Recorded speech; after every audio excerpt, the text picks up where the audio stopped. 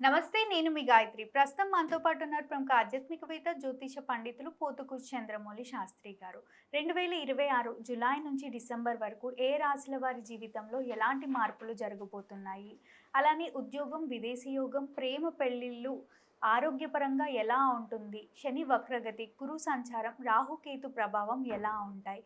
గ్రహాలని బట్టి మన జీవితాన్ని ఎలా మార్చుకోవచ్చు అనే విషయాలన్నీ కూడా గురువుగారిని అడిగి తెలుసుకుందాం. నమస్కారం గురుగారు. ఓం శ్రీమాత్రే నమః.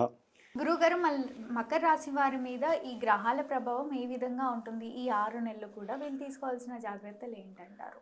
అమ్మ మకర రాశి వీరికి అక్టోబర్ 30 వరకు కూడా తిరుగులేనటువంటి పరిస్థితి అని చెప్పుకోవచ్చు. ఎందుకంటే గురువు ఎప్పుడైతే కనుక తన యొక్క దృష్టిని కరెక్ట్గా 180 డిగ్రీస్తో ఒక రాశిని చూస్తే ఆ రాశి వారికి అదొక ఆనందదాయకము. ఏ కార్యక్రమం అనుకున్నా, ఏ పని అనుకున్నా కొంచెం ఫ్లక్చువేషన్స్ ఉంటాయేమో కానీ చక్కటి అనుకూలమైనటువంటి సక్సెస్ లభిస్తుంది. అట్లాగే ఏ రాశిని చూస్తున్నాడు మళ్ళీ గురువు? మకర రాశిని. ఓకే. అక్టోబర్ 30 వరకు మకర రాశిని చూస్తున్నాడు. అందుకనే మకర రాశితో పాటుగా గురువు ఆ ఇంటి అధిపతి అయిన శనిని కూడా చూస్తున్నాడు. ఇంకా బలం ఎక్కడికి పోతుందమ్మా? వీళ్ళు తెలియకుండా నిర్ణయాలలో కొంచెం అలసట కానీ లేకపోతే వ్యక్తిత్వ కొన్ని నిర్ణయాలు తీసుకొని ఇబ్బందులు పడేవాళ్ళు ఉంటారు. వాళ్ళని కూడా సిట్రేట్ చేస్తూ ఉంటాడు ఈ గురుడు. రే నాయన, నువ్వు కాస్త జల్దీ లే, లేకపోతే నీలో ఉన్నటువంటి అలసత్వాన్ని వదిలే, ఇట్లా ఆయన పుషింగ్ చేస్తూ ఉంటాడు మకర రాశి వారిని. ఎందుకంటే ఆయన యొక్క దృష్టి అంత గొప్పది. నువ్వు కష్టపడు, నేను లాభాన్ని ఇస్తా అని గురుడు వాళ్ళని కమాండ్ చేసే స్థాయిలో ఉన్నాడు ప్రజెంట్. ఎందుకంటే శని పూర్తిగా గురువు ఇంట్లో ఉండి శని కూడా కొంచెం వక్రిస్తున్నాడమ్మా.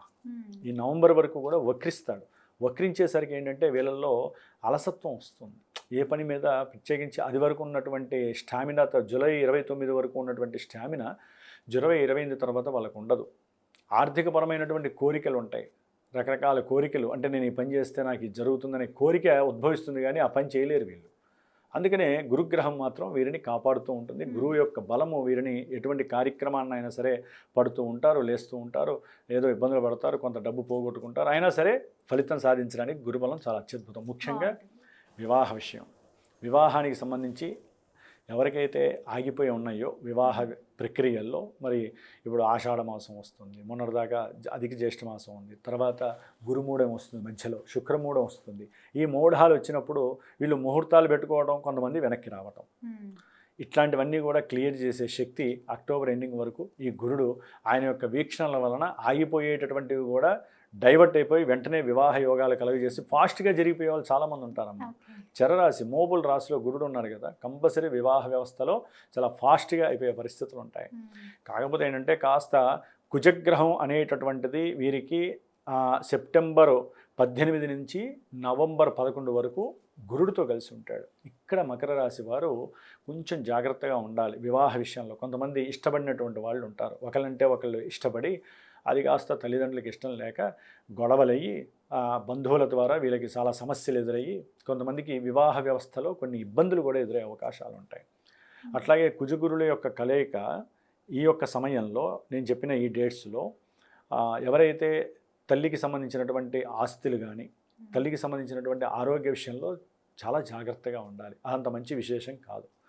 కాబట్టి ఇలా కొన్ని గ్రహాల యొక్క కలయిక జరుగుతూ ఉంటుందమ్మా. దీని తర్వాత నవంబర్ 11 నుంచి డిసెంబర్ వరకు కూడా కుజుడు కేతువుతో కలిసి అష్టమంలో ఉంటాడు.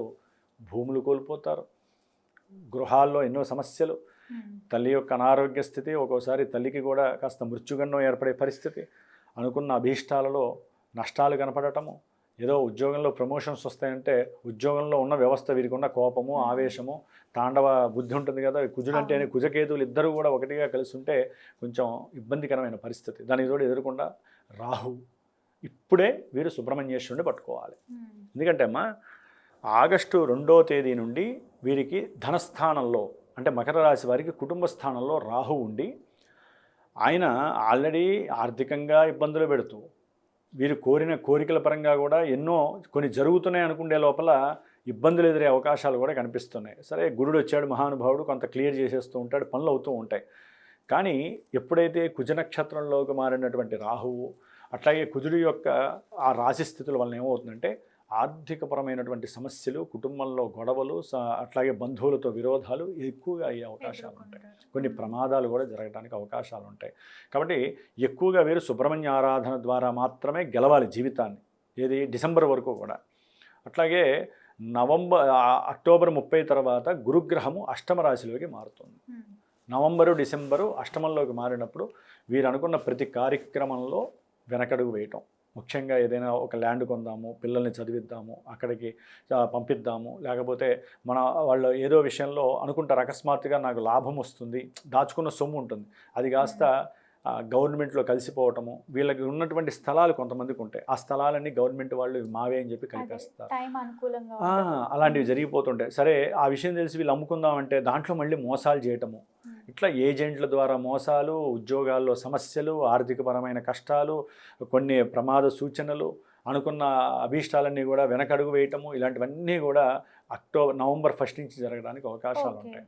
అంటే నవంబర్ వరకు బాగానే ఉంటుంది, అక్టోబర్ ఎండింగ్ వరకు కూడా గురుబలం వల్ల వీరికి చాలా బాగుంటుంది. కుజుడు కూడా దాదాపుగా వీరికి సెప్టెంబర్ 17 వరకు కూడా సెప్టెంబర్ 18 వరకు కూడా మిథున రాశిలో ఉన్నటువంటి కుజగ్రహ ప్రభావం బాగుంటుంది. కానీ ఆగస్టు 2 వరకు కూడా కొంచెం సంతానపరమైన సమస్యలు, పెట్టినటువంటి పెట్టుబడుల్లో ఆర్థికంగా కొన్ని నష్టాలు, కష్టాలు కలగటము, అట్లాగే సంతాన విరోధత్వాలు కలగటము, గర్భ విచ్ఛిన్నాలు స్త్రీలకైతే కలగటము, ఇలాంటివన్నీ. ఎందుకంటే పంచమంలో కుజుడు ఏంటంటే గర్భ విచ్ఛిన్న దోషాలు కలగజేస్తాడు, ఆర్థిక ధన నష్టాలు కలగజేస్తాడు, మానసికంగా ఏదో తెలియని వెలితి, ఇవన్నీ కూడా ఆగస్టు 2 వరకు కుజగ్రహ ప్రభావం. ఆగస్టు నుంచి సెప్టెంబర్ 18 వరకు కూడా చాలా అత్యద్భుతమైనటువంటి పరిస్థితులు ఉద్యోగ వ్యవస్థలో కావచ్చు, అనుకున్న పనులు అవటంలో కావచ్చు, ఇట్లా కుజుడు వల్ల మంచిగా జరుగుతూ ఉంటాయి. గృహపరమైనటువంటి విషయాల్లో కావచ్చు, ప్రయాణాలు, అట్లాగే చదువు విషయంలో ఎవరైనా విద్యార్థులు కనుక చదువు విషయంలో ఈ సమయంలో ఎవరైనా ఎగ్జామ్స్ రాస్తే కంపల్సరీ గోల్ రీచ్ అయ్యే అవకాశం ఉంటుంది. ఇట్లా కుజగ్రహము. ఆ తర్వాత మనకి అష్టమంలో ఉన్నటువంటి కేతువు డిసెంబర్ 5 వరకు కూడా వీళ్ళకి కష్టాలు పెడుతూనే ఉంటాడు. కాబట్టి వీరు గణపతి ఆరాధన మస్ట్ అండ్ షుడ్గా చేయాలి. అంటే లవ్లో ఫెయిల్యూర్ అయిన వాళ్ళు, ఏదైనా గవర్నమెంట్ జాబ్స్ రాసి కొంతమంది మానసిక క్షోభకి గురయ్యి నా జీవితం ఇంతే, 4 సార్లు రాసినా నాకు ఉద్యోగం రాదని చెప్పి అఘాయిత్యం చేసుకోవడానికి సిద్ధపడుతూ ఉంటారు. వారిని కాపాడుకోవడానికి వారంతట వారైనా గణపతికి చేయాలి.